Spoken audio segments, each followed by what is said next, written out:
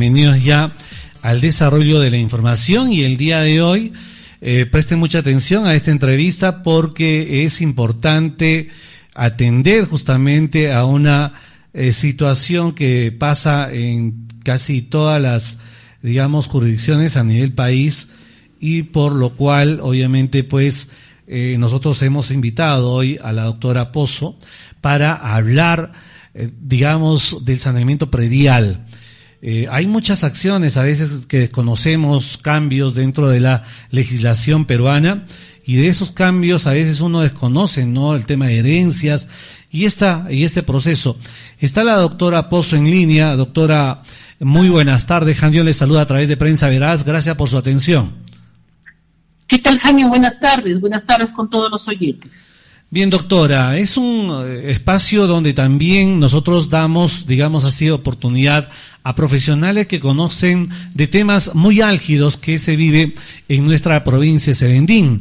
El saneamiento predial, también conocido como el saneamiento físico legal de predios, es un proceso que busca, obviamente, regularizar y formalizar el derecho de la propiedad sobre un terreno o inmueble, con el fin de que sea apto para su inscripción en los registros públicos. Eso implica, doctora, perfeccionar el derecho de propiedad, depurando posibles defectos o inconsistencias y asegurando que la información sobre el inmueble sea precisa y actualizada en los registros.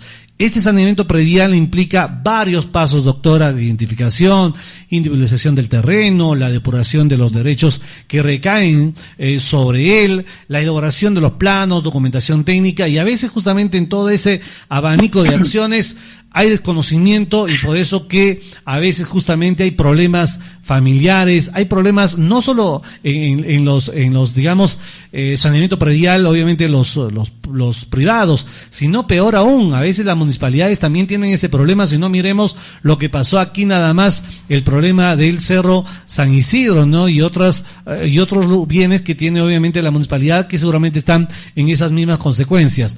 Doctora, ¿qué hay que decir al inicio del tema de saneamiento predial? ¿Cómo lo evalúa usted básicamente desde Serendín? Sí, mira, respecto al saneamiento, como bien lo has mencionado, es la regularización de la situación jurídica del inmueble, ¿no? Que incluye básicamente dos etapas, digamos a grosso modo. Un saneamiento físico, que es la delimitación exacta del área y colindancia del inmueble, que generalmente lo hace un ingeniero o verificador catastral, y el saneamiento legal, que está a cargo pues de los abogados especialistas en el área, que es básicamente acreditar quién es el titular del predio, ¿no? A través de, digamos, la evaluación que se hace de los documentos que pudiera presentar la persona interesada para determinar si tiene escrituras privadas que no tienen valor registral, para determinar si tiene sucesiones intestadas que no han sido tramitadas, o transferencias no inscritas en cuanto al tracto sucesivo, es decir, la venta, ¿no?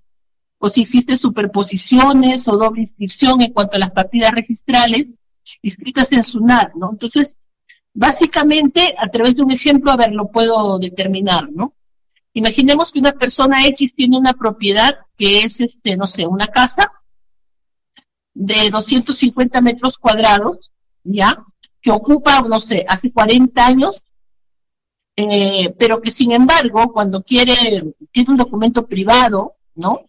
Al haber comprado el terreno, al haber construido la casa, muy bien, pero cuando quiere regularizarlo, o sea, convertir esa escritura privada en un documento público que sea inscrito ante SUNAT, resulta que haciendo la búsqueda correspondiente, ese inmueble está registrado con el anterior propietario y no con el propietario que está ahora en posesión del inmueble, ¿no? Entonces, ¿qué hacer? Eso es parte del saneamiento, precisamente. Involucra una serie de procedimientos y de pasos en cuanto a la determinación del problema a resolver, ¿no? Dentro del área legal, dentro del área también técnica, que ayuda precisamente en delimitar cuál es el problema y su estructura, y en consecuencia darle la solución correspondiente, que cada caso en particular es muy diferente, ¿no? Ahora, hay casos en los cuales, Janio, se puede resolver de manera administrativa, digámoslo así. Otros no, otros sí requieren algún otro trámite adicional, que puede ser judicial o notarial. Eso ya depende de la evaluación del especialista, ¿no? En el área legal, ¿no? Eso es básicamente, digamos, los pasos a seguir preliminarmente, ¿no? Claro, importante conocer esta introducción, doctora.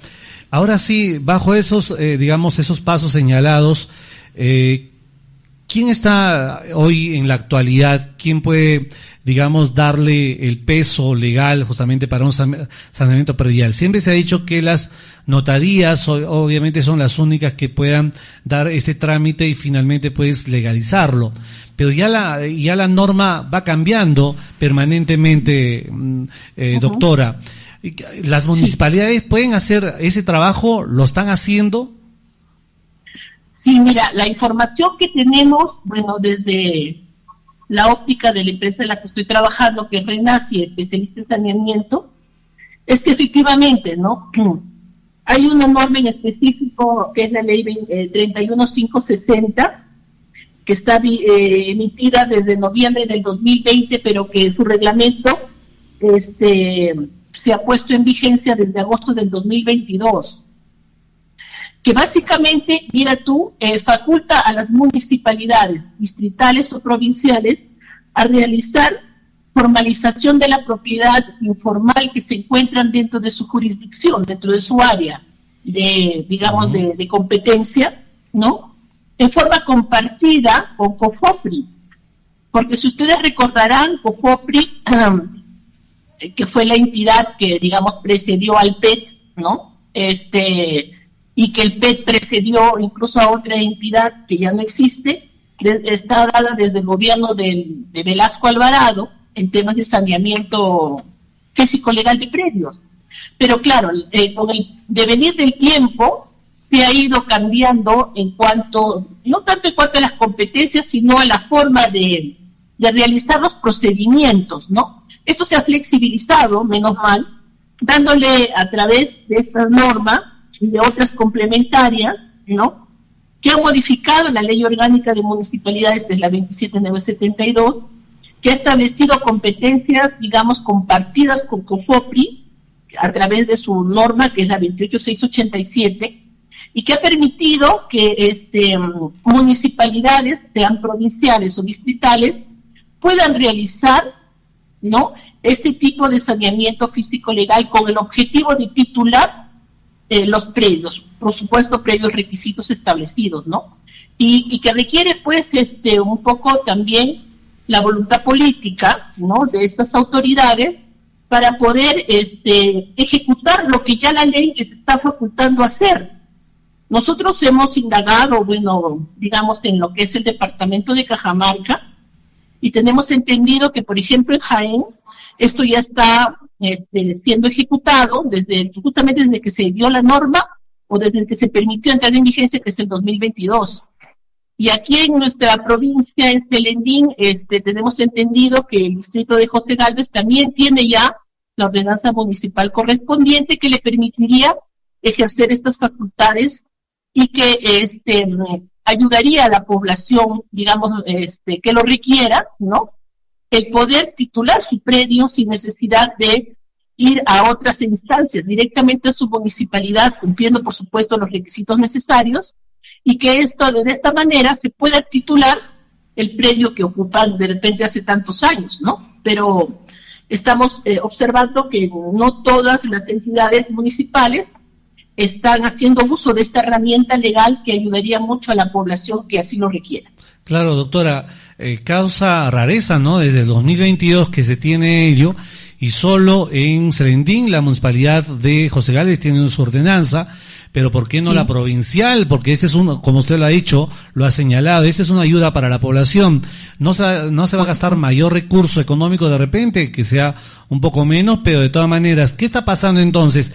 ¿Quién es responsable de que estas políticas obviamente se promuevan? Si es que el alcalde desconoce, pero tiene un abanico de asesores legales para que le puedan decir, señor alcalde, esto está ya contemplado en norma, podemos nosotros realizarlo. Y obviamente, claro, pues no vamos a esperar, imagínense, ya 3 años desde que la norma está establecida y hasta el momento no se haga nada. Sí, y precisamente, mira, se ha prorrogado, ¿no?, el uso de esta facultad extraordinaria hasta diciembre del próximo año, o sea, hasta diciembre del 2026. Lo que implica, pues, que también debería haber una suerte de, digamos, desprendimiento de la autoridad, sabiendo que, por supuesto, su periodo ya está por culminar el próximo año, pero en pensar en la población en el sentido de qué es lo que realmente necesita, ¿no?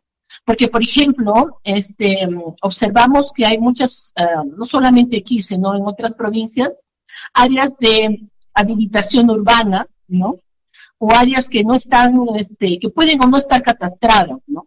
Entonces, esta norma faculta que emitiendo la ordenanza municipal correspondiente, porque eso es lo primero, haciendo la coordinación con COFOPRI, porque le tienen que informar de que la municipalidad tal está, digamos, queriendo implementar esta norma en su jurisdicción, ¿no? Ellos tienen la facultad y la facilidad, porque, por ejemplo, todas estas municipalidades generalmente tienen un área de infraestructura, un área de catastro, un área en la que tienen personal técnico calificado, ¿no?, que puede abreviar el costo de la elaboración de los planos, ¿no?, perimétricos de ubicación, las memorias descriptivas, etcétera, etcétera.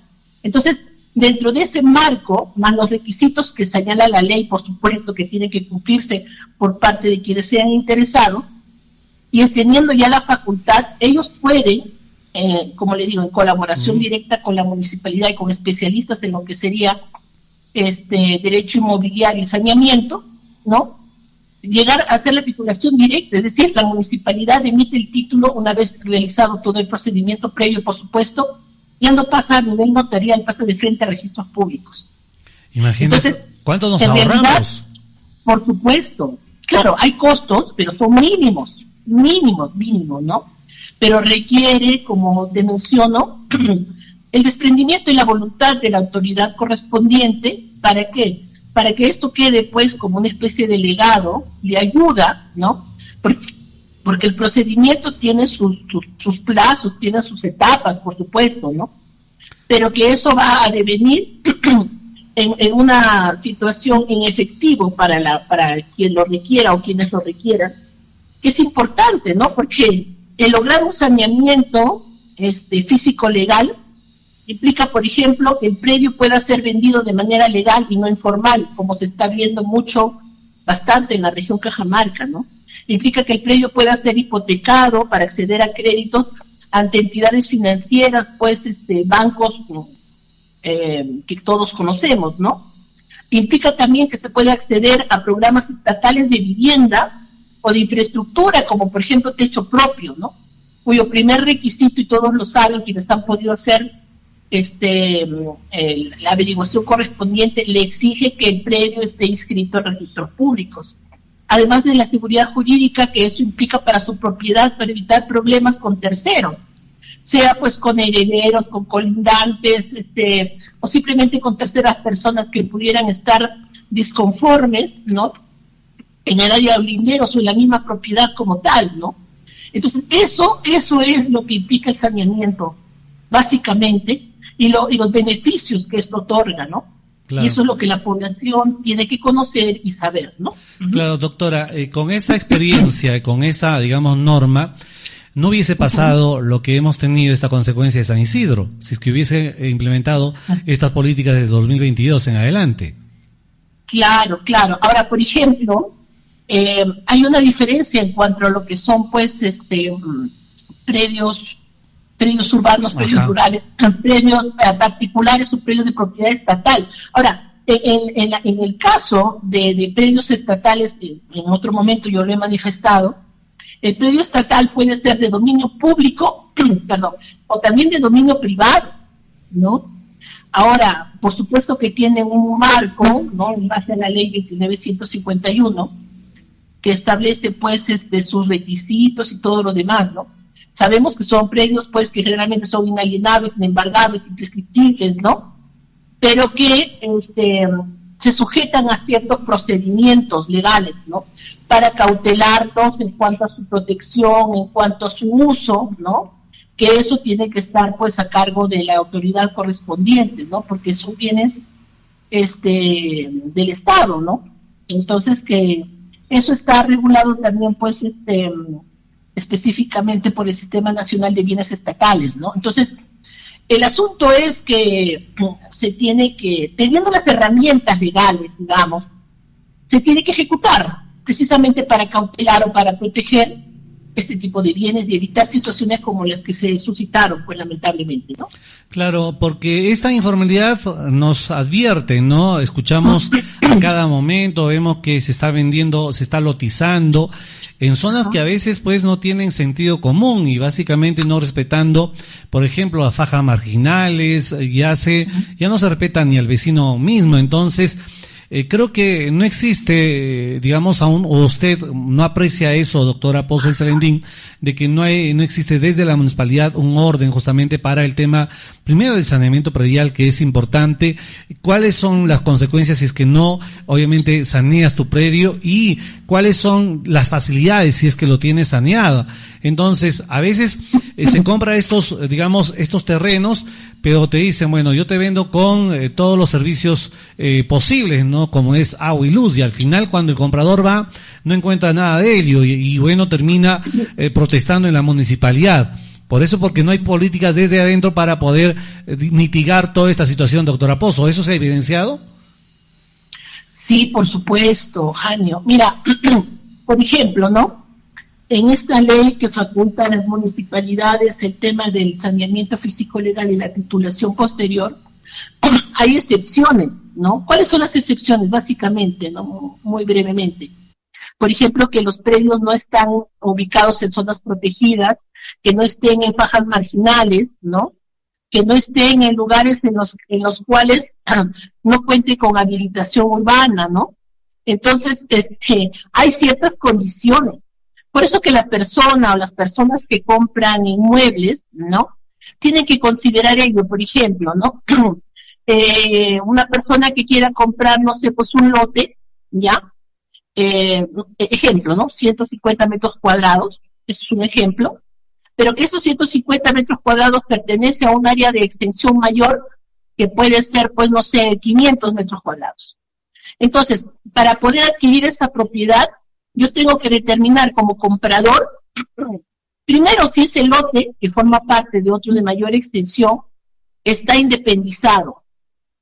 Y también tengo que averiguar quién es el propietario del lote, digamos, del lote más grande, ¿no?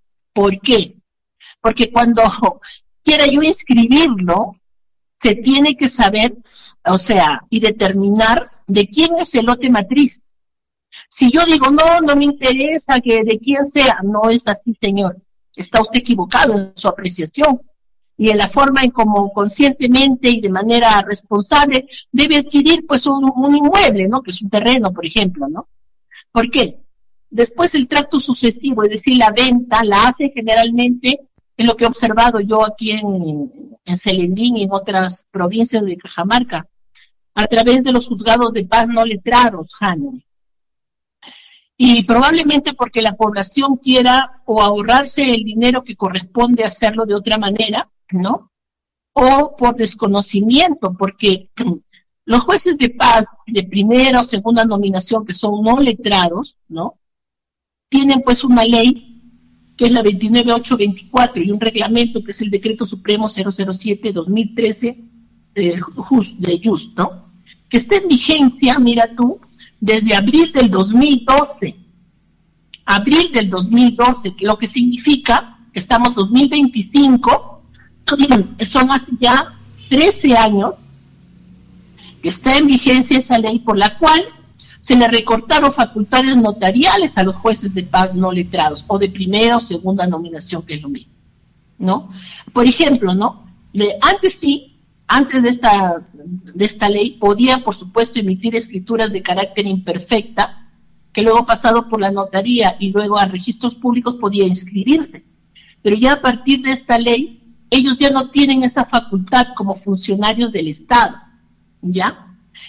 Por ejemplo, ellos pueden ahora, desde esta ley, solamente emitir con escrituras de posesión de inmuebles, pero cuyo valor no puede exceder de 50 URPs, o sea, unidades de referencia procesal, que son establecidas por el Consejo Ejecutivo del Poder Judicial, y que en este año es, teniendo en cuenta que la UIT es 5.350, el 10% 535. A 50 URPs sería más o menos 26.750 soles. Es decir, ellos sí están facultados para acreditar la transferencia de la posesión de un inmueble que tenga ese valor de 26.000 y pico soles. No más. Y todos sabemos y conocemos que las transferencias que hacen no tienen ese valor, generalmente, ¿no? Si lo tuviera, entonces no habría ningún problema porque estaría dentro de sus facultades, como por ejemplo la certificación de firma, que es también su facultad notarial. Solamente tiene 6 facultades notariales específicamente. Pero sin embargo, las personas siguen realizando ese tema documentario a través de escrituras privadas, ¿no? Entonces, desconociendo probablemente que ya este funcionario no tiene esa facultad y en consecuencia no lo puede hacer. Lo que significa en consecuencia que respecto a la titularidad, no es tanto ya sería de la propiedad, sino de una posesión. ¿Por qué? Porque lo que tendrían las personas que han podido hacer este tipo de documentos son escrituras privadas sin valor registral. No estoy diciendo sin valor legal, por si acaso. Que sí lo tiene entre partes, que compra y que vende, pero no frente a terceros. Por eso digo sin valor registral. Entonces, lamentablemente, esa es una situación que deviene en mi tema de informalidad, ¿no? Y que genera, por supuesto, la irregularidad de la transmisión o la emisión de un documento que es pues tan importante como la compra en sí, ¿no? El acto jurídico de la compra-venta, ¿no? Eso es lo que las personas tienen que entender, porque no es lo mismo comprar una propiedad con un documento privado que comprarlo a través de una escritura pública, formal y legalmente, ¿no? Como debe ser, porque eso le trae todos los beneficios que ya señalé anteriormente. Claro. Importante esa entrevista, doctora, porque nos abre un poquito el panorama de la situación, de la informalidad que vive el país. Se dice que un 70% de peruanos vivimos en esa informalidad y obviamente ustedes permanentemente lo están evidenciando desde Renaci Perú. Doctora, ¿cómo está el trabajo desde ahí para una empresa que está ayudando a sanear justamente en esta provincia, en la región de Cajamarca? Sí, nosotros como empresa estamos en todo el país, ¿no? En el caso mío, en la zona de lo que es el departamento de Cajamarca, en las 13 provincias, pero he querido empezar desde Selendín, precisamente observando, pues haciendo el análisis correspondiente en cuanto a este tema, ¿no? De informalidad, sobre todo en la transmisión de los predios, sea por terrenos, o viviendas o casas, ¿no? No es posible también que, por ejemplo, se pueda vender un inmueble fijando un valor que no es el valor comercial, es decir, sin tener una tasación que corresponda, ¿no? Y se condice, por ejemplo, con el tema de lo que implicaría el autoavalúo, ¿no? El pago del impuesto predial, ¿no? Porque si vamos a ello, el valor de venta que están señalando muchos de los predios que se publicitan, no tienen correlación. Entonces, ahí es un problema, por ejemplo, ¿no? El decir, yo quiero comprar una propiedad, no sé, por 200,000 soles, es un ejemplo, otro ejemplo, pero sin embargo, hace otro documento, ¿no? Ahí viene la informalidad, que no sea por 200,000, sino solamente por 80,000, porque no quiero pagar el impuesto. Caramba, pero no sabe todo el daño que están haciendo y todo el problema que se están generando, porque incluso puede devenir en un delito, ¿ya? Y también elevación del pago de impuestos que corresponde, y que en su momento, cuando ya esa persona de repente trascienda, ¿no? Y quieran sus herederos hacer los registros correspondientes o hacer una venta como debe ser, se van a dar cuenta que ese hecho que hicieron inicialmente quienes lo adquirieron les va a generar un problema futuro. Entonces, si se quiere pensar en realmente trascender de esta manera, es a través de una regularización formal y correcta, pues. También no es posible que se haga una división y partición sin haber hecho previamente la declaratoria de heredero, ¿no? Como yo he observado, no solamente aquí, sino en otras provincias, que eso genera, por supuesto, irregularidades, porque cómo se sabe realmente quiénes son las personas que van a heredar a quien ha trascendido, ¿no? Porque generalmente, no puedo decir que no haya excepciones, por supuesto, no son solo hijos matrimoniales, son también hijos extramatrimoniales, antes o durante el matrimonio, ¿no? Que tienen ahora los mismos derechos. Entonces, el hecho de excluir a un hijo extramatrimonial, digamos, ¿no? Implica pues también problemas a futuro, ¿no?